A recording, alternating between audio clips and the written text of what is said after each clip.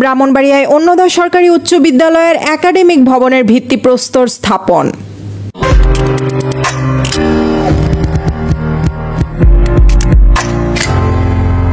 সত্যের সন্ধানে আমরা ব্রাহ্মণবাড়িয়া নিউজ। ব্রাহ্মণবাড়িয়ায় ঐতিহ্যবাহী অন্নদা সরকারি উচ্চ বিদ্যালয়ের 10 তলা বিশিষ্ট একাডেমিক ভবনের ভিত্তিপ্রস্তর স্থাপন করা হয়েছে।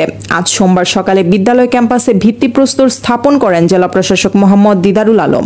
এ সময় অতিরিক্ত জেলা প্রশাসক তাহমিনা আক্তার, সদর উপজেলা নির্বাহী কর্মকর্তা সিফাত মোহাম্মদ ইশতিয়াক ভুইয়া, জেলা শিক্ষা অফিসার জুলফিকার হোসেন, বিদ্যালয়ের প্রধান শিক্ষক মোহাম্মদ জাকির হোসেন, ব্রাহ্মণবাড়িয়া প্রেস ক্লাবের সভাপতি জাবেদ রহিম বিজন, সাবেক সভাপতি মোহাম্মদ আরজু সহ নানা শ্রেণী পেশার মানুষ উপস্থিত ছিলেন।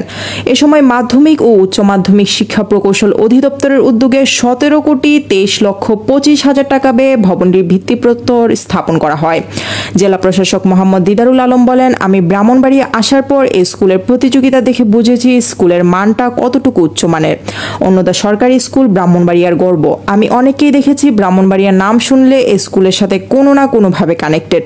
যারা ঠিকাদার আছেন তাদেরকে অনুরোধ করব ভবনের কাজের মান যাতে অক্ষুণ্ণ রাখেন। পরে মোনাজাত পরিচালনা করেন ব্রাহ্মণবাড়িয়া জেলা জামাতে আমির মোহাম্মদ মোবারক হোসেন সরকার।